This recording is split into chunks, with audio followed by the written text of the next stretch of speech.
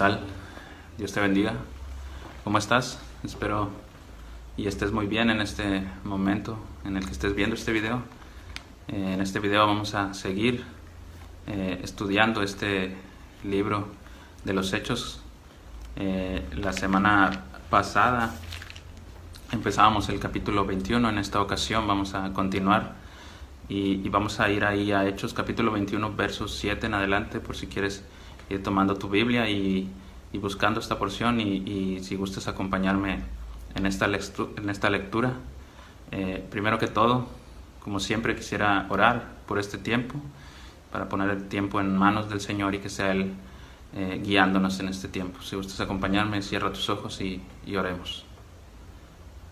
Señor, gracias, Padre, por tu bondad, Señor, por tu amor, Señor.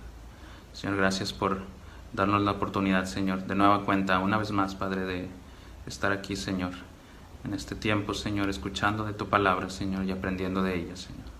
Señor, te pedimos, Padre, seas con nosotros en este tiempo, Señor, y que lo pongas en tus manos, Señor, para que sea dirigido por ti, Señor, que sea guiado por ti, Señor, y seas tú, Padre, hablando a la vida de nosotros, Señor, hablando a nuestros corazones, Señor, y moviéndolos a ti, Señor, para seguir creciendo en tu palabra, Señor, para seguir aprendiendo de ti y para seguir compartiendo este mensaje que has traído a nuestras vidas, Señor, con todo aquel que lo necesite, Señor. Te lo pedimos, Padre, en este momento, Señor, y te agradecemos, Señor, por todo lo que nos das, Señor. En el nombre de Jesús. Amén. Amén. Bueno, vamos a seguir, como te digo. No sé si ya, espero tengas ahí esta porción a la mano. Vamos a ir a Hechos capítulo 21 y en esta ocasión vamos a extendernos un poquito más. Vamos a leer Hechos capítulo 21, perdón, del verso 7 hasta el 16. Y dice ahí, comienza diciendo: y nosotros completamos la navegación, saliendo de Tiro y arribando a Tolemaida, y habiendo saludado a los hermanos, nos quedamos con ellos un día. Al otro día, saliendo Pablo y los que con él estábamos, fuimos a Cesarea, y entrando en casa de Felipe, el evangelista, que era uno de los 7, posamos con él. Este tenía 4 hijas doncellas que profetizaban, y permaneciendo nosotros allí algunos días, descendió de Judea un profeta llamado Ágabo, que viniendo a vernos, tomó el cinto de Pablo y atándose los pies y las manos, dijo: esto dice el Espíritu Santo, así atarán los judíos en Jerusalén al varón a quien es este cinto, y le entregarán en manos de los gentiles. Al oír esto, le rogamos nosotros y los de aquel lugar que no subiese a Jerusalén. Entonces Pablo respondió: ¿qué hacéis llorando y quebrantándome el corazón? Porque yo estoy dispuesto no solo a ser atado, mas aún a morir en Jerusalén por el nombre del Señor Jesús. Como no le pudimos persuadir, desistimos diciendo: hágase la voluntad del Señor. Después de esos días, hechos ya los preparativos, subimos a Jerusalén, y vinieron también con nosotros de Cesarea algunos de los discípulos, trayendo consigo a uno llamado Nasón, de Chipre, discípulo antiguo, con quien nos hospedaríamos. Hasta aquí nos vamos a quedar, nos vamos a detener y vamos a poder a seguir y a ver un poco de lo que nos habla aquí. Creo yo que en estos primeros versos que vemos en esta ocasión, creo que podemos un poco como reafirmar lo visto la ocasión anterior, por varias palabras, sino que yo llamaban mi atención en estos primeros versos, perdón.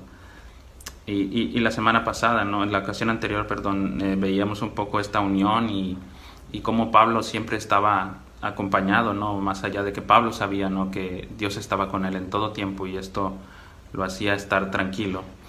También notábamos, ¿no?, que Pablo estaba siempre acompañado de alguien y tenía la ayuda de alguien siempre, ¿no? Incluso te hacía un comentario acerca de una persona que hablaba de este verso, ¿no?, en el cual decía que el que pertenece a la familia de la fe encuentra amigos en todo el mundo. William Barclay hace este comentario acerca de la porción anterior que veíamos la semana pasada, ¿no? Y como te comento, creo que en estos primeros 2 o 3 versos podemos ver esto mismo, ¿no? Esta unión, este compañerismo, esta hermandad que había en esa iglesia, ¿no? En el verso 7, por ejemplo, dice nosotros, y dice los hermanos, ¿no? Dice nosotros completamos la navegación, ¿no? Y más adelante dice en ese mismo verso 7, y habiendo saludado a los hermanos nos quedamos con ellos un día, ¿no?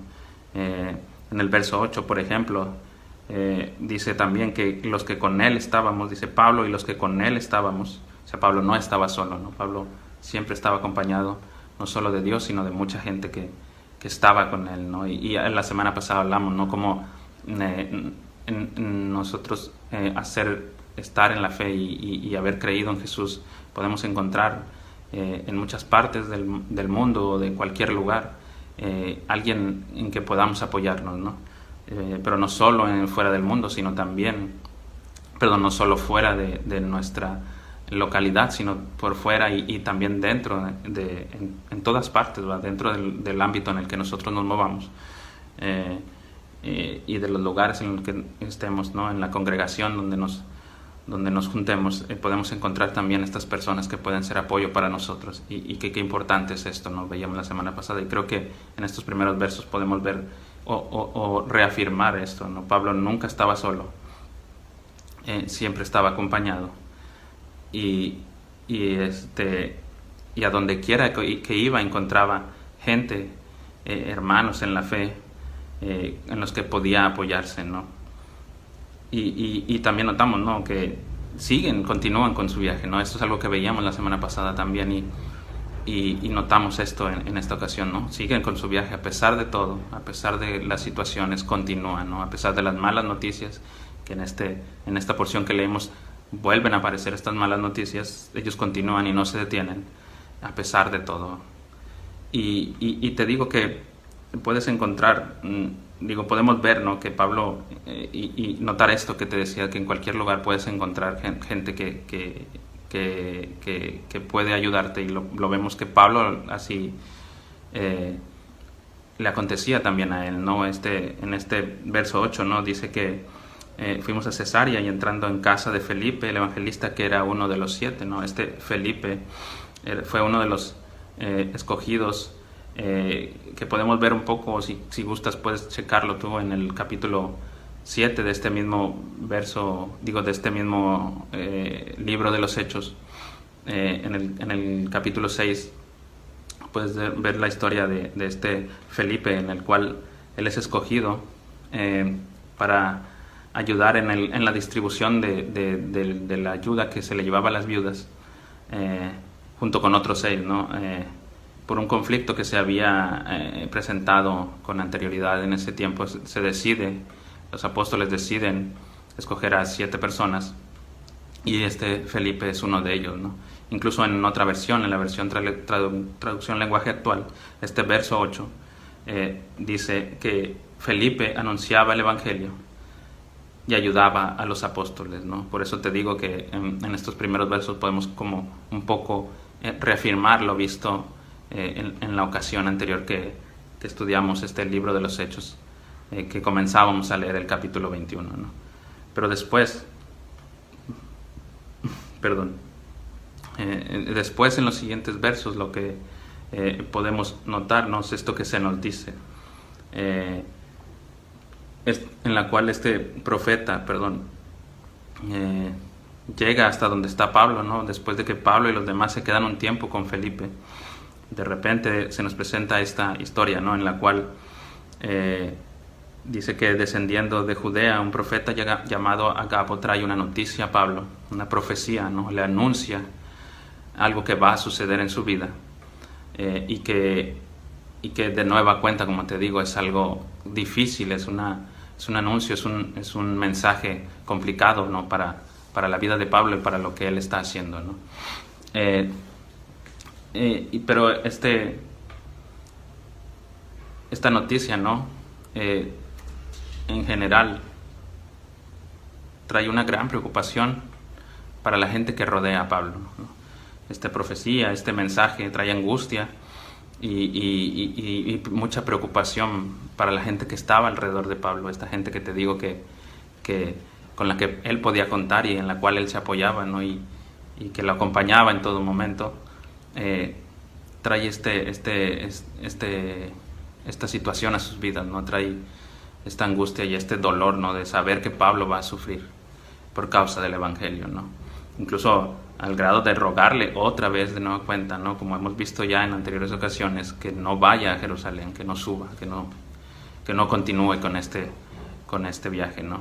Pero algo que llamaba mi atención en lo personal, ¿no? Es la forma en cómo reaccionan ellos, ¿no? Sino en la forma en que reacciona Pablo, ¿no? No sé, me parece a mí que Pablo está tranquilo, ¿no?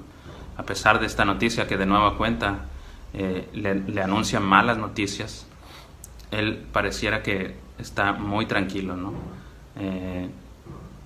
Por el contrario, como los demás, como te digo, que parece que están muy angustiados por esto, ¿no? Y me llevaba a pensar, ¿no? Pablo reacciona de una manera tranquila y las demás personas reaccionan de una manera distinta a la de Pablo, ¿no? Muy distinta a la de Pablo, se angustian y se preocupan mucho, ¿no? Y pensaba esto, ¿no? ¿Cómo reaccionamos nosotros ante situaciones que se nos presenten parecidas a la que está pasando Pablo, ¿no? Estas malas noticias o al saber que va a llegar algo, digamos, malo a nuestras vidas, ¿no? Somos como Pablo, reaccionamos como Pablo, que estamos, digamos, tranquilos inicialmente, o somos como sus compañeros, ¿no? Que reaccionan mal, digamos, ¿no? Que reaccionan angustiados y con mucho temor, ¿no? No sé cuál seas tú, ¿no? En tu forma de reaccionar, no sé cuál seas tú, con cuál te identifiques tú, ¿no? Yo creo, ¿no? Que la mayoría de las veces y la mayoría de nosotros reaccionamos mal ante este tipo de situaciones o ante este tipo de noticias malas que llegan a nuestras vidas, ¿no? Creo que por lo regular siempre pensamos lo peor, ¿no? Nos angustiamos y nos llenamos de temor como estas personas, ¿no?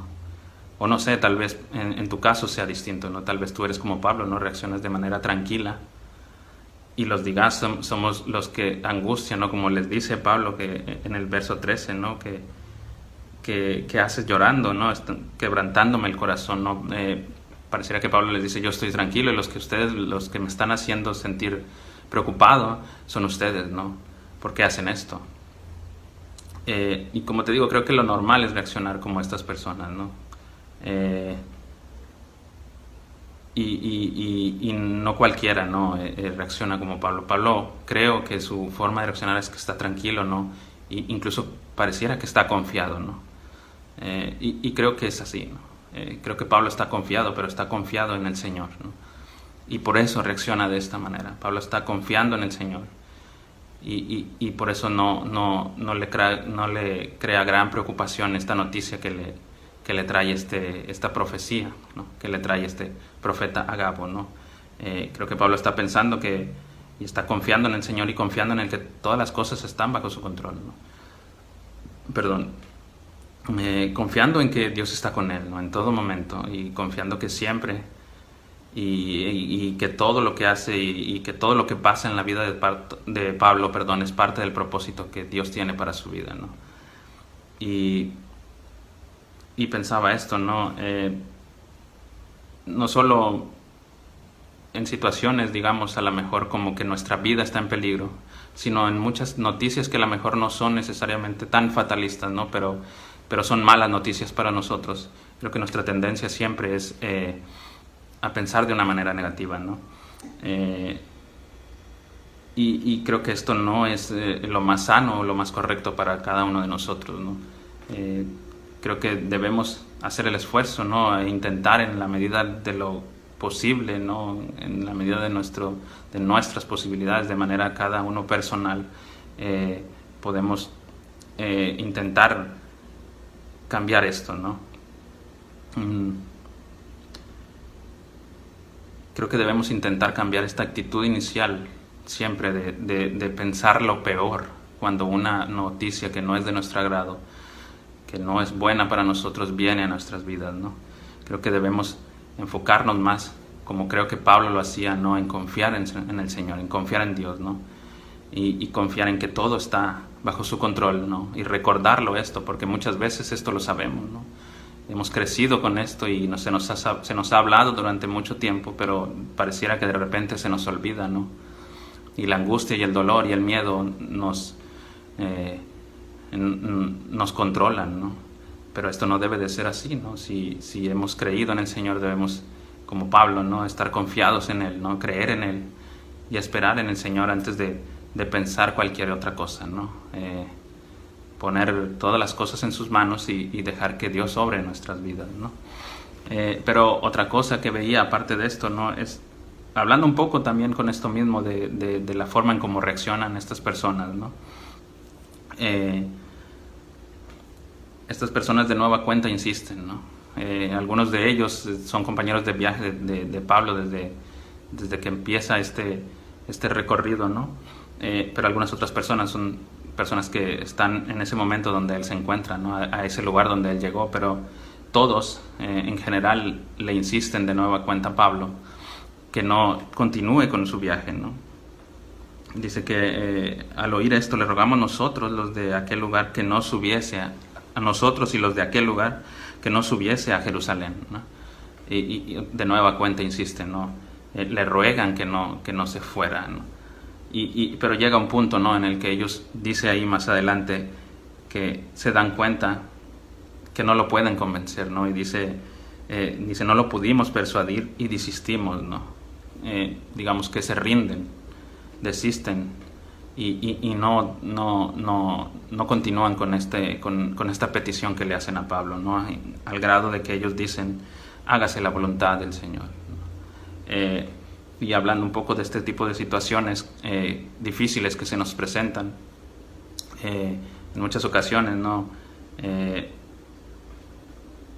Siempre nosotros, en nuestra forma de pensar o nuestra forma de ser, buscamos la manera de arreglar estas situaciones, ¿no?, pensando en como nosotros mismos, pensando en lo que nosotros sabemos, en lo que nosotros podemos hacer, y insistimos, ¿no?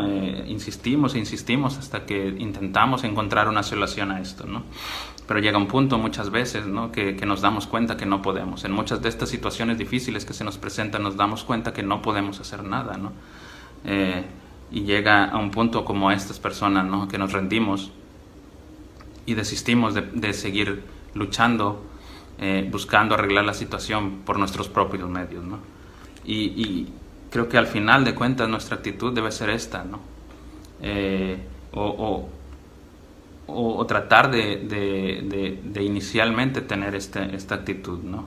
De entender y de recordar que muchas veces, o en muchas ocasiones, o en la mayoría de las ocasiones, por más que nos esforcemos, por más que busquemos en nuestra propia inteligencia, en nuestras propias fuerzas, cambiar ciertas situaciones difíciles que se nos presentan, no vamos a poder, ¿no? Porque tal vez sea la voluntad del Señor que esto suceda y no vamos a poder contra eso, ¿no? Creo que debemos rendirnos y darnos cuenta, ¿no?, que todo está bajo su control, recordarlo, ¿no?, y hacer como estas personas, ¿no?, llegar al punto de decir: Señor, hágase su voluntad y no la mía, ¿no?, como ellos terminaron diciendo, ¿no?, porque se dieron cuenta que no iban a poder con Pablo, ¿no? Nosotros tenemos que darnos cuenta también que no vamos a poder con ciertas situaciones, que no podemos controlar todo, que no está todo bajo nuestras manos, sino que está bajo las manos del Señor, y que su voluntad es agradable y perfecta, ¿no? Y que se debe hacer su voluntad, y debemos llegar a ese punto de decirle: Señor, que se haga su voluntad.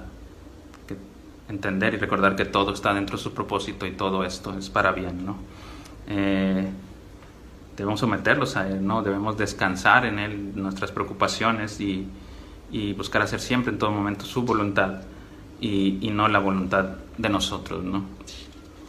Pero otra cosa, ¿no?, aparte de esto que notaba en esta porción, y no sé si tú estás de acuerdo, ¿no?, es esta parte, ¿no?, en este verso 13, ¿no?, que dice que Pablo le respondió: ¿qué hacéis llorando y quebrantándome el corazón? Porque yo estoy dispuesto no solo a ser atado, mas aún a morir en Jerusalén por el nombre del Señor Jesús. Dice ahí que Pablo estaba dispuesto a morir por Jesús, por Dios. Y de repente, ¿no?, meditaba mucho en esto y pensaba, ¿no?, que estamos dispuestos a hacer nosotros por el Señor, ¿no?, que estamos dispuestos a hacer por Dios, ¿no? Pablo estaba dispuesto a morir a causa del Evangelio, ¿no? Y no sé, me parece a mí increíble, ¿no? Estas palabras de Pablo, ¿no? En lugar de angustiarse más por estas palabras que les dicen estas personas, él lo que les dice es que él está dispuesto a lo que sea a causa de Jesús o a causa de Dios, ¿no? Yo, si me permites, ¿no? Quisiera preguntarte esto en este momento, ¿no? ¿Qué estás dispuesto a hacer por Jesús? ¿Estamos dispuestos nosotros a hacer por Jesús? ¿Estás dispuesto a morir por Dios? ¿O estamos dispuestos a morir por Dios? ¿O qué estamos dispuestos a hacer por Él? Pero además de esto, yo me preguntaba por qué Pablo estaba dispuesto a morir por Él. ¿Por qué tiene este pensamiento Pablo? ¿Por qué está tan seguro de esto, ¿no? Y creo que una de las razones por las que Pablo estaba dispuesto a hacer esto y dispuesto a hacer lo que sea por el Señor es porque amaba al Señor y porque le había entregado su vida completamente, ¿no? Y con respecto a esto, quisiera leerte esta misma porción, el verso 13 de este Hechos capítulo 21, pero en otra versión, en la traducción lenguaje actual, que dice, pero Pablo nos contestó: no lloren, pues me ponen muy triste, ¿no? Aquí vemos esto, ¿no? O sea, a Pablo no le ponía triste la noticia, sino la forma en cómo reaccionaban estas personas, ¿no? Y creo que esto debemos también notarlo mucho, ¿no? Muchas veces nosotros reaccionamos mal ante estas situaciones y esto no ayuda a la persona en la cual está pasando esta situación, ¿no? Debemos, en la medida de nuestras posibilidades, ser fuertes, ¿no? Y no angustiarnos, ¿no? Porque esto puede causar más malestar a esa persona que está recibiendo esa mala noticia, si no es que somos nosotros los que la estamos recibiendo, ¿no? Así como a Pablo, ¿no? Pablo no le angustiaba esto, sino le angustiaba más lo que le pasaba o lo que le decían a estas personas. Pero después continúa y dice: tanto amo al Señor Jesús que estoy dispuesto a ir a la cárcel y también a morir en Jerusalén. Esta parte que dice fue lo que llamó mi atención, ¿no? Tanto amo al Señor Jesús que estoy dispuesto a morir en la cárcel, a ir a la cárcel, y a morir en Jerusalén a causa de esto. Y te digo, por eso te digo que para mí que increíble es Pablo, ¿no? Estaba dispuesto a morir por Jesús y a causa del Evangelio y por todo esto que él hacía, ¿no? Porque amaba a Dios, ¿no? Porque tanto lo amaba que estaba dispuesto a dar su vida por él, ¿no? Y otra vez, de nueva cuenta, quisiera hacerte ahora otra pregunta, ¿no? ¿Amas a Dios? ¿Amas a Jesús? Y te vuelvo a preguntar lo mismo, que si tu respuesta es afirmativa, digamos, si dices que sí a esto, que estás dispuesto a hacer por Él, si realmente lo amas, que estás dispuesto a hacer por Jesús, que estás dispuesto a hacer por Dios, ¿no? Y estás dispuesto a morir por Él. Ahora, tal vez en un sentido literal no vayamos a tener que morir o a tener que pasar todo lo que Pablo está pasando, de estos golpes, de estos maltratos, de perder su vida a causa de predicar el Evangelio. Tal vez literalmente nosotros no vamos a pasar por esto, ¿no? O no sé qué es lo que vaya a pasar en nuestras vidas, pero creo que, o pareciera que esto no va a ser así, ¿no? Pero sí, tal vez tengamos que hacer cosas que para nosotros son casi, digamos, imposibles, ¿no? O que tal vez nosotros creemos que no podemos hacer esto, ¿no? Y aún así, aunque no sean maltratos, aunque no sea un dolor físico muy grande, ¿no? Es algo que va a ser muy difícil para nosotros, ¿no? Que tengamos que hacer a causa del Señor, o a causa de seguir a Jesús, a causa de creer en Él. Pero no sé, ¿estás dispuesto a hacer lo que estás dispuesto a hacer por Él? ¿Hacer grandes sacrificios por Él? ¿O hasta dónde estás dispuesto a llegar por Él? Y pensaba, ¿no? Creo que si hemos tomado la decisión de seguir a Jesús, si hemos tomado la decisión de creer en Dios, si realmente nos consideramos creyentes, cristianos, creo que en términos generales, creo que debemos estar dispuestos a hacer lo que sea por Él, ¿no? Creo que si decimos que lo amamos, que amamos a Dios, debemos estar dispuestos a darle todo de nosotros, a hacer todo por Él. Debemos estar dispuestos a darle nuestra vida entera. No solo una parte de nuestra vida, sino nuestra vida entera, completamente nuestra vida. Cada una de las acciones, cada uno de nuestros pensamientos, entregárselos a Él, dárselos a Él, porque lo amamos, ¿no? Y hablando de este amar a Dios, ¿no? Recordaba una plática que tenía hace unos días con el pastor, ¿no? Acerca de este amar a Dios, ¿no? Y en lo personal, no sé si estés de acuerdo tú conmigo, creo que en muchas ocasiones confundimos esta palabra o no meditamos correctamente en esta palabra, en esta frase de amar a Dios. Creo que en algunas ocasiones algunos podemos llegar a confundir amar a Dios con creer en Él, ¿no? ¿Amas a Dios? Te pueden preguntar y tú dices sí porque crees en Él, ¿no? Pero muchas veces esto no es así, ¿no? O no es suficiente, tal vez el creer en Él es una parte solamente de amar, pero no es completamente amarlo, ¿no? Y esta plática la tenía con el pastor porque leía este verso muy conocido, esta porción muy conocida, ¿no? Y que es muy utilizada por todos nosotros en muchas ocasiones, ¿no? Romanos 8:28, ¿no? En la cual dice que y sabemos que los que aman a Dios todas las cosas les ayudan a bien, ¿no? Y vino a mi pensamiento esta duda, ¿no? Este cuestionamiento, ¿no? ¿Qué es amar a Dios? Porque esta porción nos dice que todas las cosas nos van a ayudar a bien a los que amamos a Dios. Pero ¿qué es amar a Dios? Y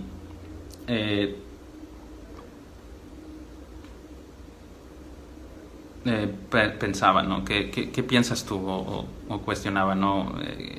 ¿Qué es para ti amar a Dios? ¿Qué es tú que crees que es amar a Dios? Pero también pensaba, ¿no? ¿Qué dice su palabra acerca de qué es amar a Dios, ¿no? Y quisiera que me acompañaras ahí a Juan capítulo 14, ¿no? Porque nosotros podemos pensar muchas cosas de lo que creemos que es amar a Dios, ¿no? Pero una forma de saber realmente qué es amar a Dios, creo que definitivamente es ir a su palabra y ver qué nos dice su palabra al respecto de esto, ¿no? Quisiera ahí que me acompañaras como te digo, Juan capítulo 14, en el verso 15 primero, que Jesús, ¿no? Hablando con sus discípulos, enseñándoles, les dice esto. En Juan capítulo 14, verso 15 dice, si me amáis, guardad mis mandamientos. Y más adelante les vuelve a comentar, ¿no? En el verso 21, por ejemplo, les dice, el que tiene mis mandamientos, de ese mismo Juan capítulo 14, verso 21 ahora, dice, el que tiene mis mandamientos y los guarda, ese es el que ama, ese es el que me ama. Y el que me ama será amado por mi Padre, y yo les amaré y me manifestaré a él. Después le preguntan, ¿no? Le dijo Judas, no el Iscariote, Señor, ¿cómo es que te manifestarás a nosotros y no al mundo? Y respondiendo Jesús y les vuelve a decir, ¿no? El que me ama, mi palabra guardará. Y mi Padre le amará, y vendremos a él, y haremos morada en él. Aquí podemos ver, ¿no? Que Jesús les dice que si lo aman, guardará sus mandamientos, ¿no? Y después les repite, ¿no? El que tiene mis mandamientos y los guarda, ese es el que me ama. Y de nueva cuenta al final, en el verso 23 dice, el que me ama, mi palabra guardará, ¿no? Entonces, creo que podemos entender y ver que una de las cosas que podemos entender como amar a Dios es guardar sus mandamientos, ¿no? Pero también guardar su palabra, ¿no? Pero también creo que amar a Dios es hacer lo que a Él le agrada, ¿no? Es hacer su voluntad. Nunca en ningún momento buscar hacer nuestra voluntad, sino hacer su voluntad, la voluntad del Señor. Pero también obedecerlo creo que es amarlo, ¿no? Creo que el entregarnos a Él con todas nuestras fuerzas y con todo nuestro corazón también es amarlo, ¿no? Entonces, si quisiera que reflexionaras un poco en esto, ¿no? Y igual que yo, ¿no? Reflexionaba mucho en esto, ¿no? Y pensaba esto, ¿no? Si amamos a Dios, creo que debemos estar dispuestos a todo por Él, ¿no? Debemos buscarlo a Él en todo momento. Debemos buscar agradarlo en todo momento también. Debemos buscar hacer su voluntad. Debemos buscar entregarle nuestra vida completamente, nuestras fuerzas, nuestro corazón, todo de nosotros, ¿no? Pero también debemos rendirnos a Él.